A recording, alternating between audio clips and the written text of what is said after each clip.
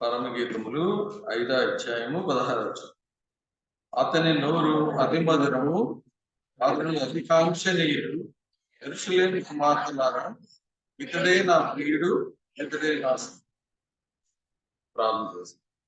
పరిశుద్ధులైన తండ్రి, ప్రేమగల దేవా, నీ వాక్యం అందించడానికి నిష్ప్రయోజకమైన నేను నిలబడుతుండగా నన్ను మీ నోటి బోరగా వాడుకోమని కూడి వచ్చిన మా అందరికీ నీ వాక్యం అర్థమయ్యేటట్లు వివరించు. యేసయ్య నామములో ప్రార్థిస్తున్నాను తండ్రి. ఇందాక ఇతడే నా ప్రియుడు అనేది తెలుసుకున్నాం. ఇప్పుడు ఇతడే నా స్నేహితుడు. మనందరికీ కూడా స్నేహితులు ఉంటారండి, ఉంటారు కదండి. మనందరికీ స్నేహితులు ఉంటారు. కానీ మన స్నేహితులు అనుకున్న వాళ్ళందరూ కూడా ఎలాంటి వాళ్ళంటే, మనకి కొన్ని కష్టాలు శ్రమలు వచ్చినప్పుడు వాళ్ళు మనల్ని విడిచిపెట్టేసి వెళ్ళిపోతూ ఉంటారు. ఎందుకంటే నేను చూస్తా ఉన్నాను, ఇప్పుడు స్నేహితుల కింద ఉన్న వాళ్ళని,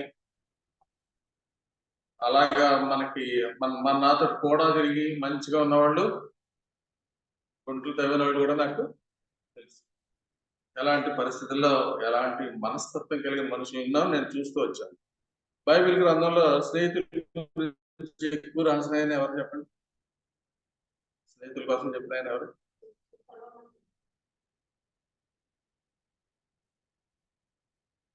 ఎవరన్నారు? సులభం. ఇంకా చెప్పండి. ఎవరు స్నేహితుల గురించి చెప్పిన వాళ్ళు ఎవరు? యోబు అని చెప్పారు. ఎవరు? లక్ష్మణ్ చెప్పారు. యోబు తన స్నేహితుల గురించి చాలా విషయాలు మనకి నేర్పుతూ వచ్చాడు. బైబిల్ గ్రంథంలో మనం చూసినట్లయితే స్నేహితుల గురించి ఎక్కువ విషయాలు చెప్పాడు ఆయన. చూడండి, ఆయనకి ఎలాంటి స్నేహితులు ఉన్నారంటే, యోబు గ్రంథము 2వ అధ్యాయము 11వ వచనం. దమానీయుడైన ఎలీఫజ్, షూహీయుడైన బిల్దదు, నయమాతీయుడైన జోఫర్ అను యోబు ముగ్గురు స్నేహితులు అతనికి సంభవించిన ఆపదలన్నింటిని గురించి వినిన వారే అతనితో కలిసి దుఃఖించుటకును అతని వాదార్చుటకును పోవాలని ఆలోచించుకుని తమ తమ స్థలములను విడిచి వచ్చింది. వారు వచ్చి దూరముగా నిలబడి కనులెత్తి చూచినప్పుడు అతన్ని పోల్చలేక తమ వస్త్రములను చింపుకున్నారు. ఆకాశము తట్టు తలల మీద ధూళి చల్లుకుని ఎలుగెత్తి ఏడ్చి. అతని బాధ అత్యధికంగా నుండి గ్రహించి ఎవరన్నా అతనితో ఒక్క మాట అయినను పలకలేదు. రేయింబగలు 7 దినములు అతనితో కూడా మేలు. ఈ చదువుతున్నప్పుడు మనకి ఏమనిపిస్తుంది? మంచోళ్ళు కదండి, చాలా మంచివాళ్ళు మాట. చూసారండి ఎంత మంచివాళ్ళు అంటే, ఎంతంతో దూరం నుంచి వచ్చారు, ఓదార్చడానికి వచ్చారు. అతని దుఃఖంలో కూడా వీళ్ళు కూడా దుఃఖపడారు, కలిసి దుఃఖించారు. చివరి వచనంలోకి వచ్చినప్పుడు ఏమని చూడండి,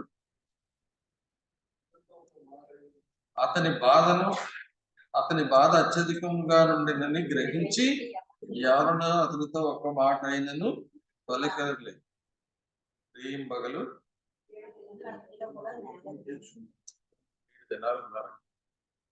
7 దినాలు నేల కూర్చొని బాధపడుతున్న వీళ్ళని గురించి యోగు చెప్తున్న మాటలు చూస్తే ఎలా ఉంటాయంటే,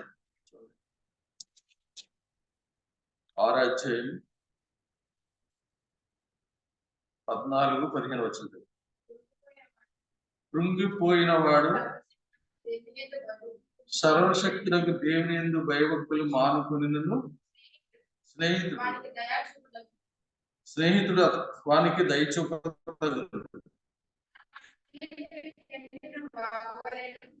నా స్నేహితులు ఎండిన వాగు వలెను మాయమైపోవు జల ప్రవాహం వలె నమ్మకూడని వారే. చూసారా ఎలాంటి స్నేహితులు అని చెప్తున్నాడు.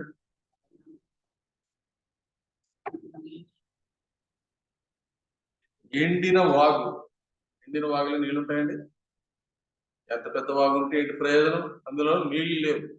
వీళ్ళు ఆత్మ లేని వాళ్ళు, దేవుని ఆత్మ లేని వాళ్ళు ఎలా ఉంటారంటే వాదార్చడానికి వచ్చి కొద్ది రోజులు అక్కడ ఉన్నారు, చూశారు, కానీ వాళ్ళకి వాక్యం లేదు కనుక ఏ తప్పు చేశాడో అందుకనే ఒకసారి ఆస్తిపోయింది, పిల్లలందరూ చచ్చిపోయారు. చూసారండి, కొన్ని పిల్లలందరూ చచ్చిపోయినా కొన్ని ఆరోగ్యాన్ని బాగుందంటే అది కూడా బాగాలేదు కదండి. ఎలాంటి మాట్లాడితే మనం కూడా ఎప్పుడైనా కొన్ని కష్టాలకు వెళ్ళాం అనుకోండి, సడన్ గా సేవకులకి ఎవరికి ఇబ్బందులు రావని ఏం లేవు, సేవకులు ఎవరు కూడా విశ్వాసులకి ఇబ్బందులు రావని బైబిల్ ఏం చెప్పట్లేదు. నాకు తెలిసిన పెద్ద పెద్ద దైవజనులు యాక్షన్ లో చచ్చిపోయారు అంటే మనకి ఏమనిపిస్తుంది? వాళ్ళు ఏదైనా తప్పు చేశారనండి? తప్పు చేశారని కాదు, దేవుడు తన చిత్తాన్ని ప్రకారంగా తన సేవకులను పిలుచుకుంటాడు అంతే. నాకు తెలిసిన గొప్ప గొప్ప సేవకులు యాక్సిడెంట్ లో చచ్చిపోయారు. వాళ్ళు మామూలు సేవ చేయలేదు, సమాజంలో వెలివేయబడ్డారు. వాళ్ళు ఎన్నో కష్టాలు అనిపించారు. విజయవాడలో ఒక గొప్ప దైవజనుడు బండి మీద వెళ్తే, పరిచయానికి వెళ్తే సండే ఒక లారీ వచ్చి గుర్తే ఆయన తల పగిలిపోయింది. అందరూ ఏమన్నారంటే ఇది తప్పు చేశాడు, ఇలాంటి మాటలు మాట్లాడు. దేవుడు ఒకసారి మనం ఈ భూమి మీద నుంచి ఎలాగోలాగా తీసుకొని పోబడాలి, ఎలా కొనబడుతున్నామో తెలియదు, కానీ మనం వెంటనే న్యాయం తీర్చేస్తాం, మనం జడ్జి లాగా అయిపోతాం. మనం ఏదో తప్పు చేసాడు అందుకని.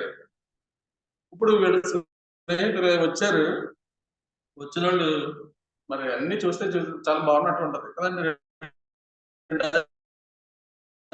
ఎంత బాగుందంటే వాళ్ళు రావడం, వాళ్ళ స్థలాలను విడిచిపెట్టేసి వచ్చేసారు. 7 రోజులు దుఃఖించారు, 7 రోజులు ఏం తినకుండా అక్కడ పాపం వాళ్ళు అలాగా వెళ్ళిపోయారు. తర్వాత ఏం ఆలోచించారంటే వీళ్ళు ఎంతో తప్పు చేసి ఉంటాడు, అందుకనే దేవుడు ఇంతలా మొత్తాడు అని చెప్పేసి ఇక్కడ యోబు చెప్తున్న మాటలు మనం జాగ్రత్తగా గమనించినట్లయితే, కృంగిపోయిన వాడు సర్వశక్తులకు దేవుని యందు భయభక్తులు మానుకునిను స్నేహితులు వానికి దయ స్నేహితులు వాడు ఏం చెప్పాలంటే దయ చూపించాలి, మంచి మాటలు చెప్పాలి కదండి, మంచి మాటలు చెప్పి తన్ని బలపరచాలి. కానీ వీళ్ళు అలాగా చేయలేదు కనుక వాళ్ళ స్నేహితుల గురించి ఆయన రాస్తూ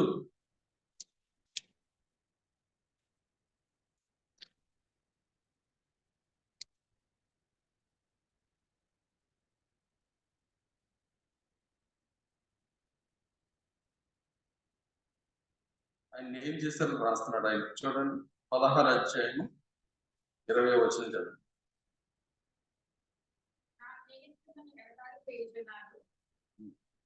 నా స్నేహితులు నన్ను ఎగతాళి చేయించున్నారు, నరుని విషయమే ఒకరు దేవునితో రాజ్యమాడవాలని, నరపుత్రుల విషయమే రాజ్యమాడవాలని కోరి నేను దేవుని తట్టు దృష్టించి కన్నీడు ప్రవాహంగా వచ్చాను. చదువు. కొద్ది సంవత్సరం గతించిన తర్వాత తిరిగి రాని మార్గం నేను. ఇక్కడ స్నేహితులు ఎలా ఉన్నారని చెప్పినాడు. స్నేహితుల గురించి, నా స్నేహితులు నన్ను ఎగతాళి చేస్తారు. చూసారు, స్నేహితులు అన్ని వాళ్ళు ఎంజాయ్ చేయాలా? వచ్చిన ఆ 7 దినాలు కూర్చున్న ఏం చేస్తారంటే ఆ బాధలు అన్ని చూస్తుంటే వీడు నిజంగానే తప్పు చేశాడు, అందుకని దేవుడు ఇంత భయంకరమైన బాధపడి వాళ్ళ స్నేహితుల గురించి ఆయన చెప్తున్న సాక్ష్యం ఏం చెప్తున్నాడు? నా స్నేహితులు ఎలా ఉన్నారంటే ఎండిన వాగు వలె ఉన్నారు, మాయమైపోవు జల ప్రవాహం వలె నమ్మకూడని వారే. ఈ రోజుల్లో కూడా మనకు స్నేహితులు అనుకున్న వాళ్ళు అందరూ కూడా ఎలాంటి వాళ్ళు అంటే నమ్మకూడని వారు. కనుక వాళ్ళ గురించి, స్నేహితుల గురించి బైబిల్ గ్రంథంలో చాలా విషయాలు రాయబడ్డాయి. స్నేహితుని నమ్ముకొనవద్దు, ముఖ్య స్నేహితుని అసలు నమ్మొద్దని చెప్తున్నాడు. అంటే ఎంత భయంకరమైన మాటలు దేవుడు రాయించి పెట్టాడంటే, మనతో ఉన్న వాళ్ళు మనల్ని ఒకసారి ఏం చేస్తారంటే ఇది నేను నా జీవిత అనుభవంలో నేను చూస్తూ వచ్చాను. వాళ్ళు సేవ చేస్తూ ఉండి కూడా దేవుని భయం లేకుండా జీవించిన వారు ఉన్నారు. కనుక ఇక్కడ రాస్తున్నాడు అది. ఒకసారి ఒక మాట చదువుతాం చూడండి. మీకా గ్రంథము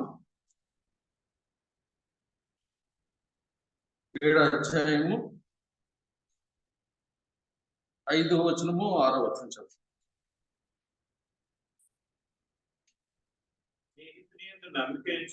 స్నేహితుని యందు నమ్మికించవద్దు. ముఖ్య స్నేహితుని నమ్ముకొనవద్దు. నీ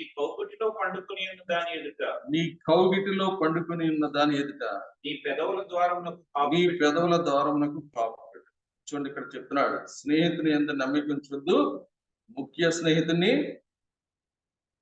స్నేహితుడైనా కూడా ఎలా అయిపోతారంటే, వాడికి ఎవడైనా ఏదైనా తినిపించి తాగిపిస్తే మనల్ని మర్చిపోయే పరిస్థితుల్లోకి వెళ్ళిపోతుంటారు. అర్థమైందండి?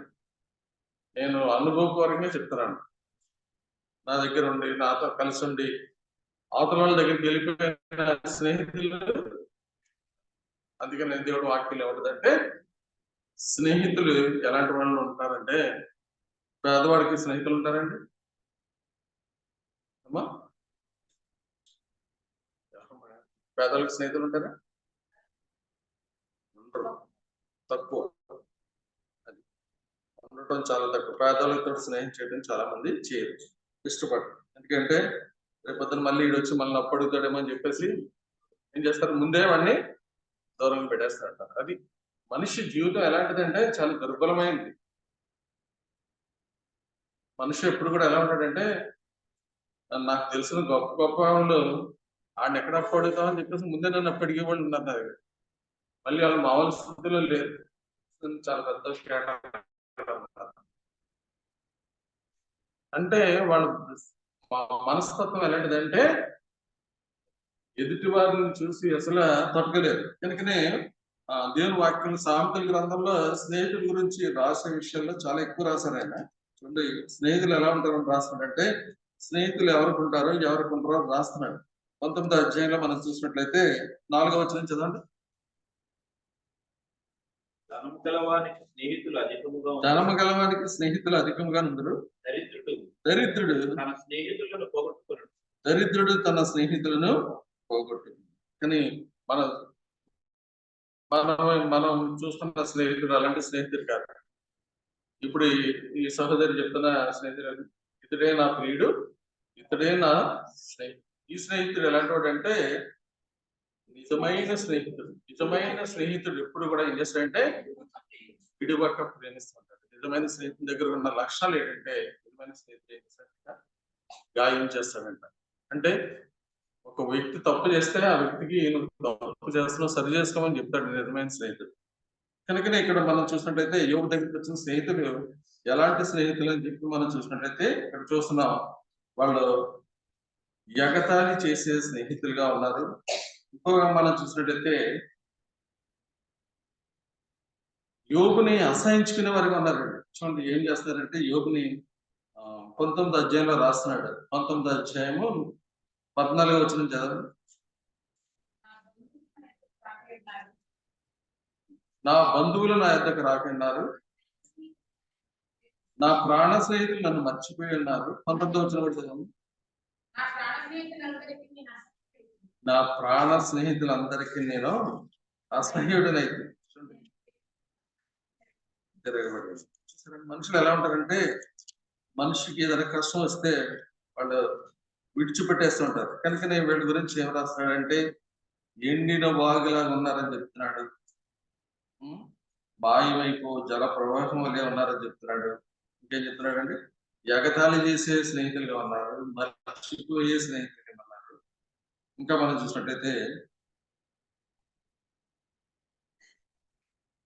స్నేహితుడు అనేవాడు ఇప్పుడు ఏం చేయాలండి చెప్పండి?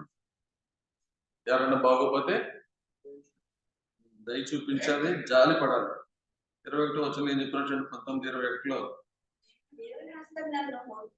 దేవుని హస్తం నన్ను మొద్ది ఉన్నది, నా మీద జాలిపడుడి, నా మీద జాలిపడండి అని చెప్తున్నాడు. జాలిపడమని చెప్పారు, జాలిపడారండి? జాలిపడలేదు కదా. ఏం చేశారంటే భయంకరమైన బాధలో పెట్టారు. ఇక్కడ 32:3 మనం చూసినట్లయితే 32:3 చదవండి. మరియు యోబు యొక్క ముగ్గురు స్నేహితులు ప్రత్యుత్తరం ఏమి చెప్పకే యోబు మీద దోషము మోపి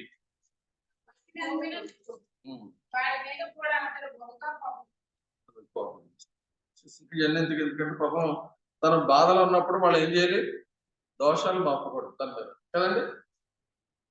ఫోన్లో దేవుడు ఏం చేస్తాడు, తగ్గిస్తాడులే, నీకు కొద్ది రోజులకి నిన్ను మళ్ళీ బాగు చేస్తాడులే అని చెప్పి ఓదార్చవలసింది పోయి వీళ్ళు ఏం చేస్తారంటే అన్ని కూడా బాధ పెట్టే మాటలే మాట్లాడాలి. కనుకనే యోబు రాస్తున్న మాటలు మనం చూసినట్లయితే వీళ్ళందరూ బాధకే కర్తలు కానీ ఆదరణకు కర్తలు కాదని చెప్పి రాస్తున్నాడు. ఎందుకంటే మనం ఎవరినైనా బాధలో ఉన్నప్పుడు వెళ్ళి ఓదార్చాలి. మన మాటలు ఎలా ఉండాలంటే బలపరిచేవిగా ఉండాలి, ఓదార్చేవిగా ఉండాలి, ఆదరించేవిగా ఉండాలి. దేవుని వాక్యం వింటున్న వాళ్ళు ఎప్పుడు కూడా ఎవరైనా కష్టాలు ఉన్నప్పుడు బాధలు ఉన్నప్పుడు వాళ్ళ దగ్గరికి వెళ్ళి మనం ఏం చెప్పాలి? వాళ్ళని బలపరచాలి. ఎవడన్నా అనారోగ్యంలో ఉన్నాడు, ఎలాగైపోయటమ్మా చిక్కిపోయటమ్మా అంటే వాళ్ళకి ఇంకా నిరాశ వస్తుంది. కొంచెం బాగుంటారులే, కొద్ది రోజులకి ఇంకా బాగుంటారు, ఇప్పుడు కొంచెం బాగున్నారంటే కొంచెం ధైర్యం వస్తుంది. కొంతమంది ఎలాగ ఆడతారండి, వీళ్ళు వెళ్ళి ఇంకా ఆడేదో బలహీనంగా ఉన్నాడు, ఇంకా కొన్ని బలహీనమైన మాటలు వాళ్ళేమో కృంగిపోతూ ఉంటారు. మనం ఎలా ఉండాలని చెప్తున్నాడంటే మన మాటలు యోబు చెప్తున్నాడు. యోబు గ్రంథాలు ఏమనున్నాయంటే చూడండి, 16వ అధ్యాయము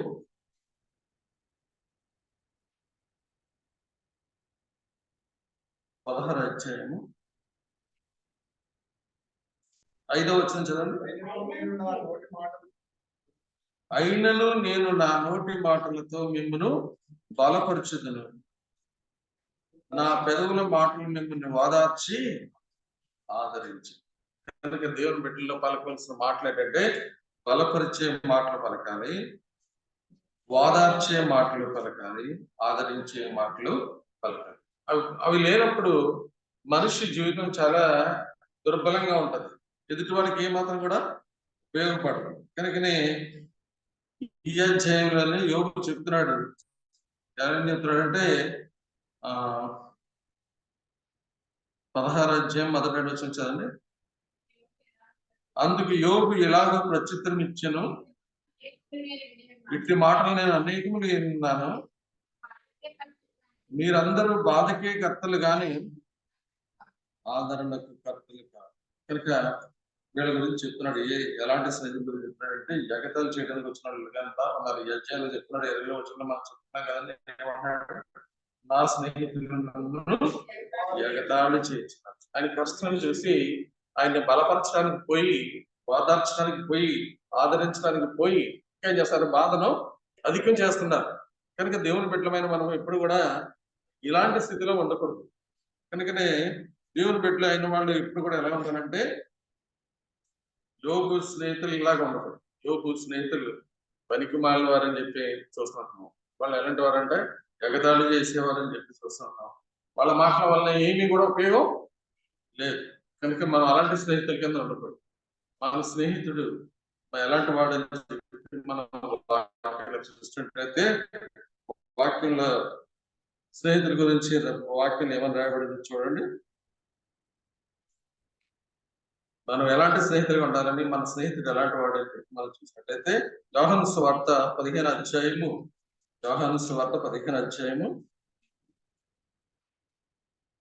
12వ వచనం కంటారు. నేను మిమ్మల్ని ప్రేమించిన ప్రకారము మీరు ఒకరినొకరు ప్రేమింపవలనని నా ఆజ్ఞ. తన స్నేహితుల కొరకు తన ప్రాణం పెట్టువాని కంటే ఎక్కువైన ప్రేమ గలవాడు ఎవడను. చూడండి ఇక్కడ ఏం చెప్తున్నాడంటే తన స్నేహితుల కొరకు తన ప్రాణం పెట్టువాని కంటే ఎక్కువైన ప్రేమ గలవాడు ఎవడను లేడు. కనుక మన స్నేహితుడు మన కొరకు ఏం చేశాడు? తన ప్రాణాన్ని పెట్టాడు. కనుక మనం కూడా ఆయన్ని ప్రేమిస్తే మనం కూడా ఎలా ఉండాలని ఆశపడుతున్నాడు అంటే చూడండి, మనం కూడా ఆయన స్నేహితులుగా ఉండాలంటే ఏం చేయాలని రాస్తున్నాడు. 14వ వచనం. నేను మీకు ఆజ్ఞాపించిన వాటిని చేసిన ఎడల మీరు నా స్నేహితులే. దాసుడు తన యజమానుడు చేయదానిని ఎరుగడు గనుక ఇక మిమ్మల్ని దాసులను పిలువక స్నేహితులని పిలుచున్నారు. ఎందుకనగా నేను నా తండ్రి వలన వినిన సంగతులన్నిటినీ తెలియజేస్తాను. కనుక మనం ఆయన స్నేహితుల కింద ఉండాలంటే మనం ఏం చేయాలి? ఆయన ఆజ్ఞాపించినవన్నీ కూడా చేయాలి కదండి. మనం ఆయన ఆజ్ఞాపించి అన్ని చేస్తామా? మనకు నచ్చినవి చేస్తాం, మనకు నచ్చని వదిలేస్తూ ఉంటాం కదండి. ఎంత విలువైన వాక్యాన్ని విన్నా కూడా ఆయనకు నచ్చినట్లుగా మనం చేయాలి. మనకు నచ్చినట్లుగానే మనం చేస్తూ ఉంటాం. ఆయన మన స్నేహితుడని చెప్తూ ఉంటాం కదండి. అప్పుడు మీరు నా స్నేహితులని ఆయన చెప్పడం. బైబిల్ గ్రంథంలో చాలా మంది ఉన్నారు, కానీ కొంతమంది గురించి ఆయన నా స్నేహితులని చెప్పాడు. ఎవరి గురించి చెప్పాడు? అబ్రహాం గురించి ఆయన ఏం చెప్పాడు? నా స్నేహితుడు. సరే, దేవుడు ఎలాంటి మాటలు చెప్తున్నాడంటే, అబ్రహాము దేవుడు వాక్యాన్ని ప్రేమించాడు, వాక్యానికి విధేయత చూపించాడు. కనుకనే మనం చూస్తుంటాం, యెషయా గ్రంథంలో రాస్తుంటాడు. యెషయా గ్రంథంలో ఏమని రాస్తాడు చూడండి. యెషయా గ్రంథము 41వ అధ్యాయంలో మనం చూసినట్లయితే 8వ వచనం కానీ చూడండి. నా సేవకుడైన ఇశ్రాయేలు, నా సేవకుడైన ఇశ్రాయేలు, నేను ఏర్పరచుకున్న యాకోబు, నా స్నేహితుడైన అబ్రహాము సంతానమా, నా స్నేహితుడైన అబ్రహాము సంతానమా, భూదిగంతముల నుండి నేను పట్టుకుని దాని కొనల నుండి పిలుచుకున్నవాడా, నీవు నా దాసుడు అని నేను నిన్ను ఉపేక్షింపక ఏర్పరచుకుంటున్నాను. నేను నీతో చెప్పి ఉన్నాను, నీకు తోడై ఉన్నాను, భయపడకము, నేను నీ దేవుడినై ఉన్నాను, దిగులు పడకము, నేను నిన్ను బలపరుతును, నీకు సహాయం చేయవాడు నేనే, నీతి అను నా దక్షిణ హస్తంతో నిన్ను ఆదుకుంది. నిజమైన స్నేహితుడు ఉండే లక్షణాలు ఇక్కడ రాస్తున్నాడు. ఎలా ఉంటాయంటే, స్నేహితుడు అనేవాడు ఏం చేస్తున్నాడు ఇక్కడ రాస్తున్నాడు. నీవు నా దాసుడు అనియు, నేను నిన్ను ఉపేక్షింపక ఏర్పరచుకుంటున్నాను, నేను నీతో చెప్పి ఉన్నాను, నేను నీకు తోడై ఉన్నాను, భయపడకు, నీ దేవుడినై ఉన్నాను, దిగులు పడకు, నిన్ను బలపడకు. చూసారంటే ఎలాంటి మాటలు రాస్తున్నాడంటే, స్నేహితుడు ఎప్పుడు కూడా ఇలా ఉండాలి. స్నేహితుడు అనేవాడు మన కష్టాల్లో మనకు తోడుగా ఉండాలి కదండి. మనల్ని ఆదరించేవాడిగా ఉండాలి, ఓదార్చేవాడిగా ఉండాలి, బలపరిచేవాడిగా ఉండాలి. కొంతమంది స్నేహితులు ఇంకా కష్టాలు వచ్చినాయంటే మనుషుల్ని విడిచిపెట్టేసి కాళ్ళు లేకపోయిందిరా, రాలేకపోయిందిరా, సారీరా, ఇలాంటి ఫోన్లు చేసి చెత్త మాటలు మాడతారు. వీటి వల్ల ఉపయోగం లేదు. మనిషి కష్టంలో ఉన్నప్పుడే మనం వెళ్ళి ఏం చేయాలి? ఆదరించాలి. చూడండి, ఇక్కడ ఈ స్నేహితుడు ఏం చేస్తున్నాడంటే, నేను నీకు తోడై ఉన్నాను, భయపడద్దు, నేను దేవుడినై ఉన్నాను, దిగులు పడకు, నేను నిన్ను బలపరుస్తుంది, నీకు సహాయం చేయవాడు నేనే, నీతి అను నా దక్షిణాస్తంతో నిన్ను. ఎంత అలాంటి మాటలు చెప్తున్నాడంటే, నిజమైన స్నేహితుడు ఉండే లక్షణాలు ఇవి కదండి. ఇప్పుడు ఉండే స్నేహితులన్నీ కూడా పై పెద్దలతో మాట్లాడే తప్ప ఉపయోగం లేదు. క్రియలు లేని విశ్వాసం. కనుకనే అబ్రహాం దగ్గర ఏమున్నదంటే, దేవుడు చూస్తున్నాడు, అబ్రహాం దగ్గర క్రియలు ఉన్నాయి. కనుకనే నీకు ఒకడైనా నీ కుమారుని నాకు బలిమంటే ఏం చేశాడండి? ఇవ్వడానికి ఇష్టపడ్డాడు, వెళ్ళిపోయాడు. ఇస్తుంటే అప్పుడు దేవుడు చెప్తున్న మాటలు ఏమన్నాడండి? 20:12 మనం చూసినట్లయితే చదవండి. 22:12. అప్పుడు ఆయన ఆ చిన్నవాడి మీద చేయి వేయకము, అతన్ని ఏమీ చేయకము, నీకు ఒక్కడైనా నీ కుమారుని నాకు వెనుక తీయలేదు కనుక నువ్వు దేవునికి భయపడేవాడు అని ఇందువల్ల నాకు కనబడి. నువ్వు భయపడుతున్నావా? ఇప్పుడు ఉన్న వాళ్ళు అందరూ చెప్పండి, భయపడుతున్నావా అంటే 10 గంటలకు వస్తారు, 11 గంటలకు వచ్చే వాళ్ళు ఉన్నారు, 12 గంటలకు వచ్చేవాళ్ళు. ఏం భయం? పిల్లల్ని పరీక్ష తీసుకెళ్ళేటప్పుడు మాత్రం ఎంత భయపడి వెళ్తారు పరీక్షకి అండి? 2 గంటల ముందు వెళ్తారు కదా, ఏదంటే ముందు రోజు వెళ్ళిపోయి అక్కడ ఉంటారు. కానీ దేవునికి ఎంతమంది భయపడుతున్నాం అంటే శూన్యం. మాటల్లో మాత్రం చెప్తాం భయపడుతున్నామని, కానీ భయపడతలేదని నేను చెప్పగలను. ఎంత భయపడతామో అంతగా దేవుడు దీవిస్తుంటాడు. యోబు దేవుని వాక్యానికి భయపడేవాడుగా ఉన్నాడు. కనుక యోబు గురించి దేవుడు ఏం చెప్పాడు? మొదటి అధ్యాయంలో ఏం చెప్పాడండి? దేవుని ఎందుకు భయభక్తులు కలిగిన వాడు, చెడుతనమును విసర్జించిన వాడు భూమి మీద అతను వాడు లేడు. కనుక దేవుడు ఎవరితో స్నేహం చేస్తాడంటే బుద్ధి మారినతోటే స్నేహం చేస్తాడు. మంచి బుద్ధి రావాలి. ఆయన నమ్ముకుంటాం అంటే మళ్ళీ రావాలి, మంచి హృదయం రావాలి. యోబు దగ్గర మంచి హృదయం ఉంది. యోబును పరీక్షించాడు, కానీ యోబుకి మళ్ళీ దేవుడు ఏం చేశాడు? రెండంతలుగా ఇస్తాడు. అర్థమైందంటే మామూలు ఆశీర్వాదం కాదు. వాళ్ళ స్నేహితులు కూడా మార్చేట్టు చేస్తాడు. చూడండి, యోబు స్నేహితులు వచ్చి యోబు గురించి మాట్లాడుతుంటే వాళ్ళకి ఏం చెప్పాడు? ఆయన వార్నింగ్ ఇచ్చాడు. ఎలాంటి వార్నింగ్ ఇచ్చాడు చూడండి. 42 చెప్పండి. అరవై చదవండి. దానికి ముందు ఇంకో ఉంటాయి కూడా. యెహోవా యోబుతో ఆ మాటలు పలికిన తరువాత ఆయన తేమానుడి అయిన ఎలీఫజుతో ఇలాగ సెలవిచ్చాడు. నా సేవకుడైన యోబు పలికినట్లు మీరు నన్ను గూర్చి యుక్తమైనది పలకలేదు గనుక నా కోపము నీ మీదను నీ ఇద్దరు స్నేహితుల మీదను మండుచున్నది. అంటే ఎంతమంది మీద? ముగ్గురి మీద మండుతుందని చెప్పి. యోబు దగ్గర ఎంత మంచి హృదయం ఉందో తెలుసుకున్న దేవుడు వాళ్ళ స్నేహితుడికి ఏమని చెప్తున్నాడు? నీ మీద, నీ ఇద్దరు స్నేహితుల మీద నా కోపం మండుతుంది చెప్పి తర్వాత 10వ వచనం చదవండి. 9 నుంచి తేమానీయుడైన ఎలీఫజును, సూరీయుడైన బిల్దదును, నయమాతీయుడైన జోఫరును పోయి యెహోవా తమకు ఆజ్ఞాపించినట్లు చేయగా యెహోవా వారి పక్షమున యోబును అంగీకరించాడు. మరియు యోబు తన స్నేహితుల నిమిత్తం ప్రార్థన చేసినప్పుడు యెహోవా అతని క్షేమస్థితిని మరలా అతనికి దయచేసాను. మరియు యోబునకు పూర్వం కలిగిన దానికంటే 2 అంతలు అధికముగా యెహోవా అతనికి దయచేసి. చూసినట్లయితే నిజమైన స్నేహితుడు దేవునితో మనం సహవాసం చేస్తే ఈ లోకంలో స్నేహితులు లేకుండా పర్లేదు కదండి. నా జీవితంలో నేను అనుభవిస్తున్నాను. నేను స్నేహితులు లేకపోయినా పర్వాలేదు, కానీ పనికి మాల స్నేహితులు ఎంతమంది ఉన్న ఉపయోగం లేదు. అర్థమైందండి. స్నేహితులు అవసరం. దేవునితో సహవాసం చేయండి. నిజంగా నా జీవితంలో నేను చాలా మంది నాకు స్నేహితులు ఉండేవారు. ఒకప్పుడు స్నేహితులు ఎవరు లేరు. నాకు చాలా మంది విడిచిపెట్టాను. ఎందుకంటే కష్ట సమయాల్లో ఉపయోగపడలేదు. పోనీ యథార్థంగా మాట్లాడే మాటలు కూడా మాట్లాడలేదు. న్యాయంగా మాట్లాడవలసిన మాటలు కూడా మాట్లాడలేదు. ఎందుకు ఈ విషయాలు చెప్తున్నానంటే మనం దేవునితో సహవాసం చేస్తే ఈ మనిషితో కూడా అంత పెద్ద అవసరం లేదు. అలాగని చెప్పేసి మనిషితో సహవాసం చేయొద్దని నేను చెప్పట్లేదు, చేయాలి. కానీ ఎంతవరకు ఉండాలో అంతవరకు ఉండాలి, లిమిట్గా ఉండాలి. మనం దేవునితో సహవాసం చేస్తే మాత్రం చాలా నెమ్మదిస్తాడు, సంతోషాన్ని ఇస్తాడు.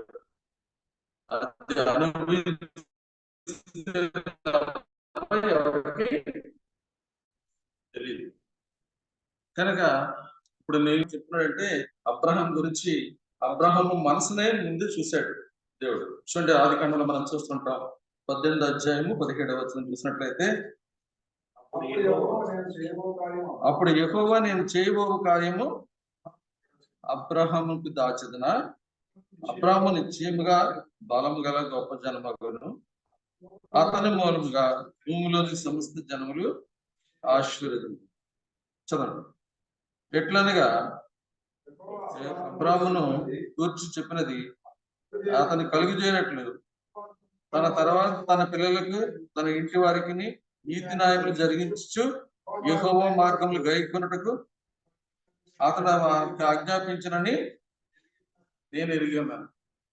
సంతానం ఇప్పుడు పుట్టారని సంతానం పిల్లలే లేరు. పిల్లలే లేనప్పుడు అబ్రహాం గురించి దేవుడు చెప్పిన మాటలు, అబ్రహాంతో దేవునితో స్నేహం చేశాడు కనుక ఆ స్నేహితుని యొక్క లక్షణాలు అన్ని కూడా అబ్రహాం ఉంటాయని చెప్పి తెలుసుకొని ఏం చెప్తున్నాడు? తన పిల్లలను తన ఇంటి వారును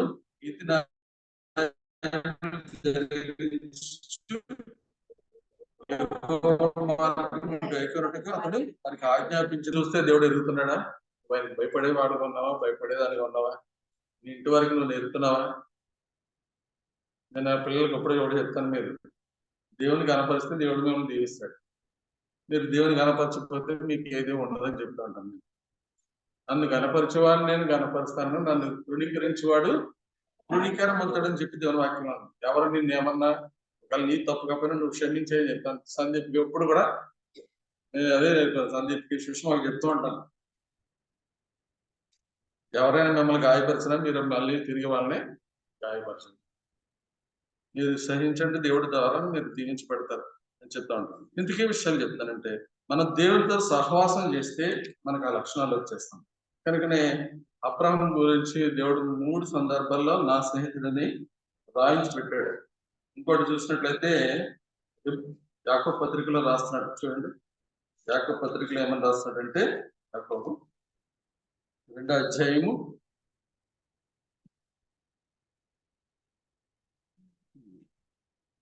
'అబ్రహాం గురించి రాస్తాడంటే 20వ వచనం కంటే చూడండి. వ్యర్థుడ క్రియలు లేని విశ్వాసము నిష్ఫలమైనదని తెలుసుకొని కోరుచున్నావా?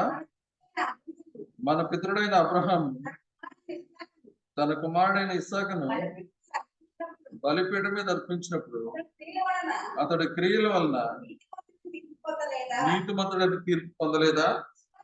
విశ్వాసము అతని క్రియలతో కూడి కార్యసిద్ధి కలగజేస్తుందని క్రియల మూలంగా అతని విశ్వాసము పరిపూర్ణమైనదని గ్రహించున్నావు కదా. కాబట్టి అబ్రహాము దేవుని నమ్మెను, అది అతనికి నీతిగా ఎంచబడెను అని లేఖనం నెరవేర్చబడినది, మరియు దేవుని స్నేహితుడని పేరు కలిగాను. చదువు. మనుషుడి విశ్వాసం మూలముగా కాకుండా క్రియల మూలముగాను నీతిమంతుడు ఎంచబడినని మీరు దీని వలన గ్రహించారు. చూడండి, కనుక క్రియల్లో ఉండాలన్నమాట. తర్వాత రాహాబు గురించి కూడా ఎలా చదువు.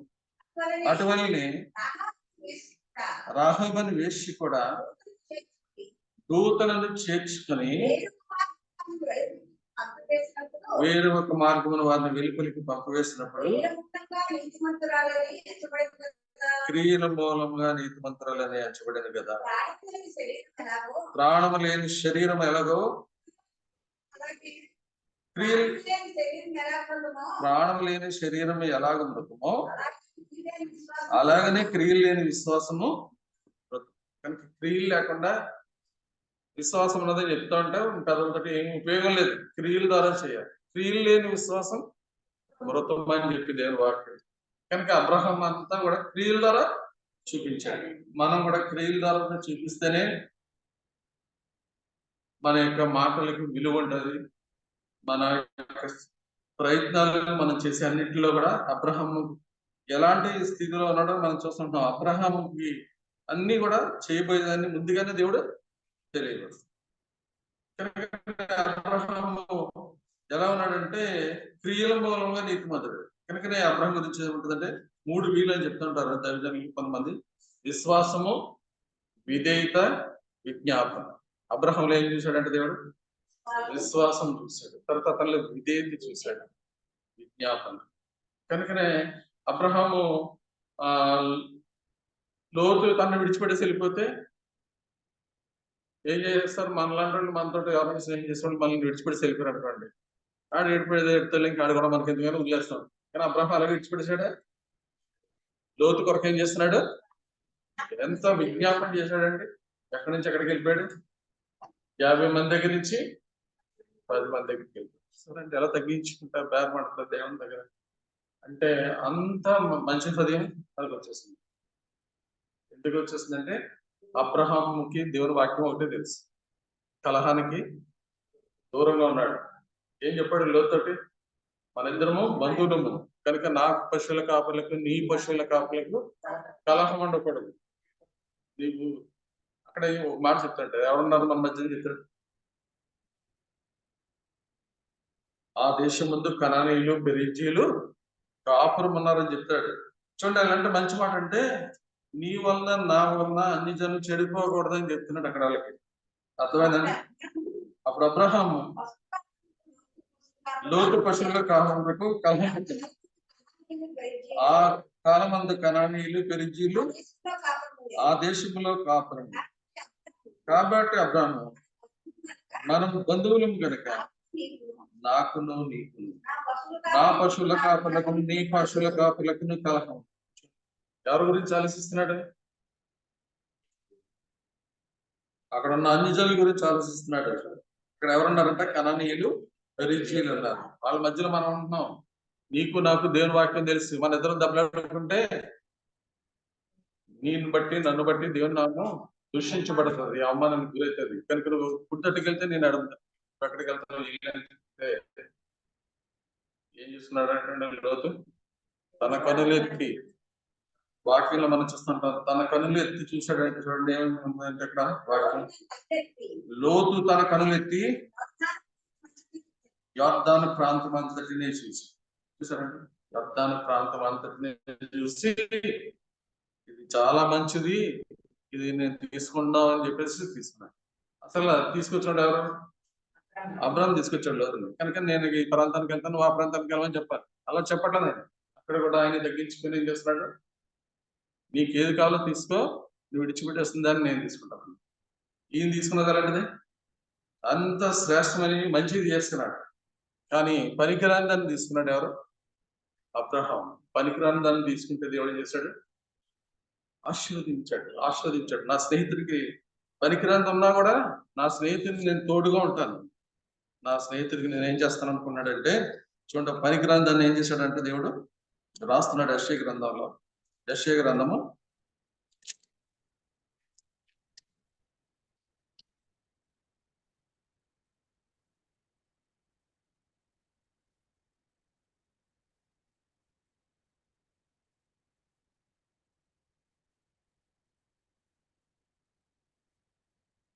అబ్రహాం దగ్గర ఏముందంటే నీతిని అనుసరించి యెహోవానే వెతికేవాడు, తన నచ్చిన నడుచుకునే వ్యక్తి కాదు. కనుకనే 51 యెషయా గ్రంథం 51 చదవండి మొదటి నుంచి. నీతిని అనుసరించు యెహోవాను వెతుకుచూ నుండి వారులారా, నా మాట వినుడి. మీరు ఏ బండ నుండి చెక్కబెడతారో దాన్ని ఆలోచించుడి, మీరు ఏ గుంట నుండి త్రవ్వబెడతారో దాన్ని ఆలోచించుడి. మీ తండ్రి అబ్రహాం సంగతి ఆలోచించుడి, మిమ్మల్ని ఆలోచించుడి. అతడు ఒంటరిగా నేను అతను పిలిచితిని, అతను ఆశీర్వదించి అతడు పెక్కు మంది ఆగినట్లు చేసి తిని. యెహోవా సియోనును ఆదరించున్నాడు, దాని పాడైన స్థలములన్నిటినీ ఆదరించి దాని అరణ్య స్థలములను ఏదైనా చేయుచున్నాడు. దాని ఎడారి భూములను యెహోవా తోటలేదినట్లు చేయుచున్నాడు. ఆనంద సంతోషములను స్తుతి సంగీత దానిలో వినబడును. నా ప్రజలారా నా మాట ఆలకించుడి, నా జనులారా నాకు చెవియొగ్గి వినుడి. ఉపదేశం నా యొద్ద నుండి బయలుదేరు, జనములకు వెలుగు కలిగినట్లు నా విధిని చూడండి. దేవుడు అబ్రహాంని ఎలా ప్రేమించాడంటే పాడైపోయిన స్థలాలని తీసుకున్నాడు అంతే. అదేనండి మంచి అన్ని తనకు కన్నులకు నచ్చినవి అన్ని తీసి ఎవరు చేస్తున్నారు? లోతు తీసుకున్నాడు. అట్లన్నిటి మీద శాపం వచ్చింది. అబ్రహాం తీసుకున్న దాని మీదకి వచ్చింది పాడైపోయిన అట్లని దేవుడు ఏం చేస్తాడు? ఆశీర్వదిస్తున్నాడు. కనుక మనం దేవుని వాక్యం వింటున్నప్పుడు మనలోకి ఏం రావాలి? మనలో ఉన్న పాడు బుద్ధి పోవాలి. పాడు బుద్ధి మనలో ఉన్నంతసేపు మనం ఆశీర్వాదాన్ని పొందుకోలేము, ఇతరులకు ఆశీర్వదకరంగా ఉండలేము. కనుక దేవుని వాక్యం వింటున్నాం మనము సుల్లబుద్ధి చెప్తున్న మాటలు మనం జాగ్రత్తగా గమనించినట్లయితే ఏమంటుంది? అతని నోరు అతి మధురము, అతడు అధికాంక్షణీయుడు, యెరూషలేము కుమార్తెలారా ఇతడే నా ప్రియుడు, ఇతడే నా స్నేహితుడు. కనుక ఆ స్నేహితుని యొక్క ప్రియుడు మాటలు, స్నేహితుని మాటలు అంటే తను ఏం చేస్తుందంటే ఎక్కువగా తన మాటలను, తన ప్రాణాల కంటే ఎక్కువగా తన మాటలను ఎంచుకుంటుంది, ప్రేమిస్తుంది. కనుకనే మనం ఎప్పుడైతే ఆయన మాటలు ప్రేమిస్తుంటామో అప్పుడు మనల్ని ఆయన ఎక్కడ తీసుకెళ్ళి ఉంచుతున్నాడు అని చెప్తుంది. ఇందాక 2వ అధ్యాయంలో మనం చదువుకున్నాం కదండి. అడవి వృక్షములలో జలధర వృక్షం ఎట్లుండునో పురుషుల్లో నా ప్రియుడు అట్లున్నాడు, ఆనందభరితనే నేను అతని నీడలో కూర్చుంటుంది. అతని ఫలము నా జీవకు మధురము, అతడు నన్ను విందుశాలకు తోడుకొని పోయాను. నా మీద ప్రేమను గజముగా ఎత్తు, ప్రేమాతిశయం చేత నేను మూర్ఛిల్లుచున్నాను. ద్రాక్ష పండ్ల ఎడలు పెట్టి నన్ను కనుక విందుశాల అంటే అది దేవుని ఇల్లు. ఇందులోకి వచ్చిన తర్వాత ఈ వాక్యాన్ని విన్న తర్వాత మనం ఏం చేయాలి? ఈ వాక్యానుసారంగా జీవిస్తేనే మనకి ఎప్పుడు నిజమైన విందులోకి వెళ్తూ ఉంటాం. లేదంటే భూ సంబంధమైన విందుల్లో ఏముంటుందని ఉంటుందో తెలుసండి? చాలా ఒక మాట చదివితే అసహ్యమైన మాట రాసి పెట్టాడు. ఎవరన్నా తీస్తే చదవండి. వారి ప్రేమ విందులు ఏమంటాడంటే వాంతితో నిండిని అంటాడు. సంగీతం అనుకుంటాడు, సరిగా మర్చిపోయాను రిఫరెన్స్.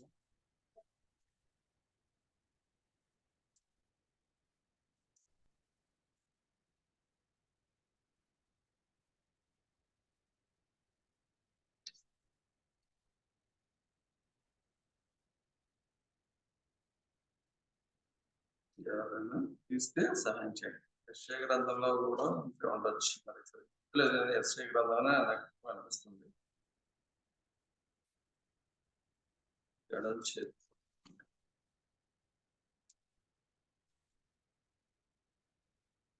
వాంతితోనూ కల్మషంతోనూ నిండినవని చెప్పి రాస్తాను.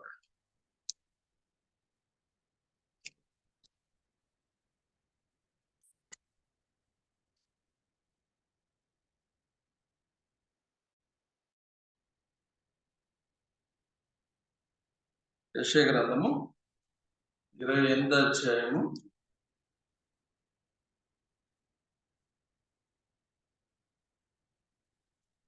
8వ వచనం కదా.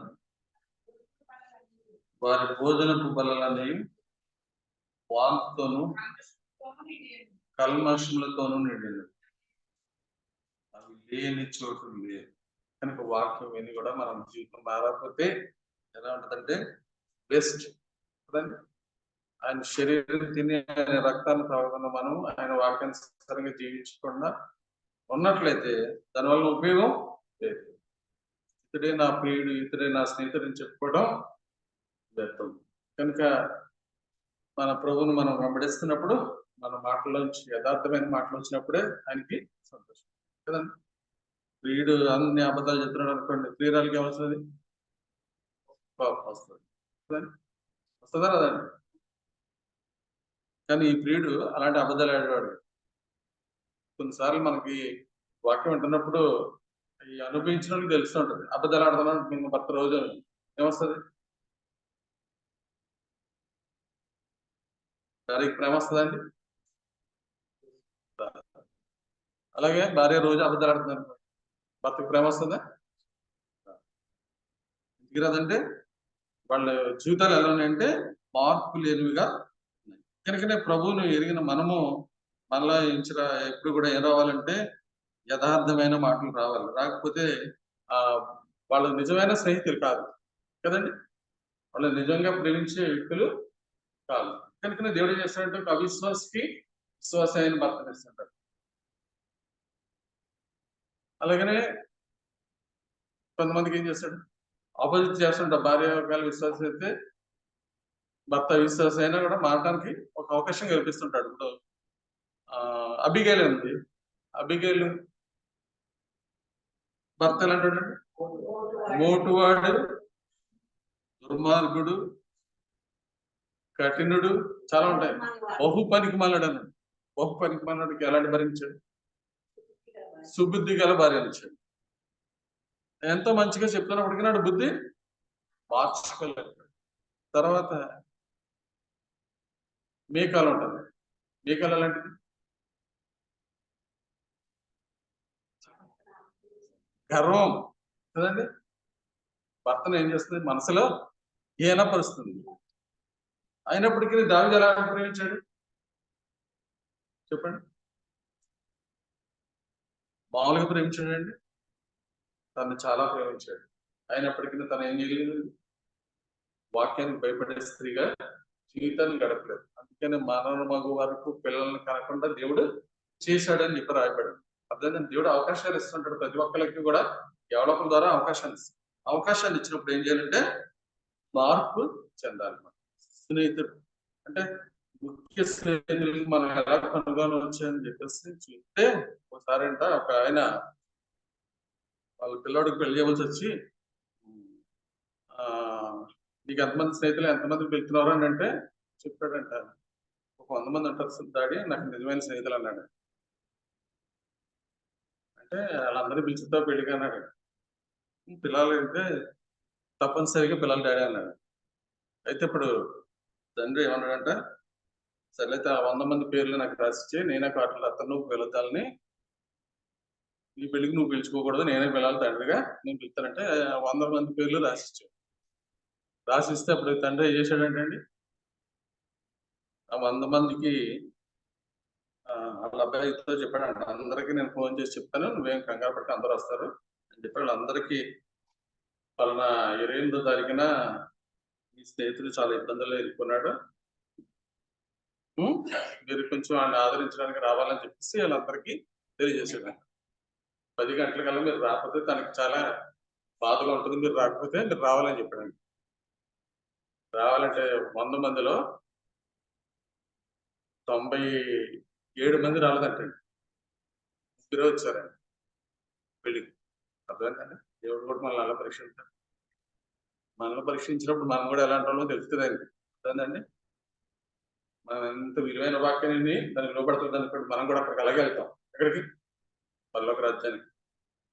పరలోక రాజ్యంలోకి వెళ్ళాలంటే విలువైన వాక్యాన్ని వింటూ మన జీవితాన్ని మార్చుకోవాలి. ఎంత మార్చుకుంటామో అప్పుడు అందుతుంది. అప్పుడు వాళ్ళ నాన్న అడిగాడంట నాన్న మరి మిగతా వాళ్ళకి ఎందుకు చెప్పలేదు అన్నాడు. చెప్పాను లేదు నువ్వు ఫోన్ చేసి కనుక్కో వాళ్ళకి అంటే ఫోన్ చేశాడు. ఫోన్ చేస్తే ఇప్పుడు ఏదో పెళ్లికి రాలేదు అంటే మీ నాన్నగారు ఏం చెప్పారు నువ్వు ఏదో కష్టాల్లో ఉన్నావు ఏదో కోర్టులో ఏదో సమస్యలు ఉన్నావు అన్నారు ఇప్పుడు ఆమె ఖాళీలోకి రాలేదన్నారు. అర్థమైందండి అలాగే ఉంటాం మనం కూడా బయట ఉంటాం పరలోక రాజ్యంలోకి వెళ్ళాం మనం వాక్యం విని కూడా జీవితాన్ని సరి చేసుకోకపోతే అలాగే ఉంటాం. ఇప్పుడు మాత్రం ఎలా ఉన్నాం అనుకుంటాం బాగా ఉన్నాం అనుకుంటాం కానీ ఎక్కడ ఉంటాం మనం బయట ఉంటాం. పిలువబడిన వారు అనేకులు ఏర్పరచబడిన వారు ఇక దేవుని వాక్యం వింటున్న మనం విలువైన వాక్యానికి విధేయత చూపించకపోతే మన జీవితాల వలన ప్రభుకి ఏమాత్రం కూడా సంతోషం ఉండదు.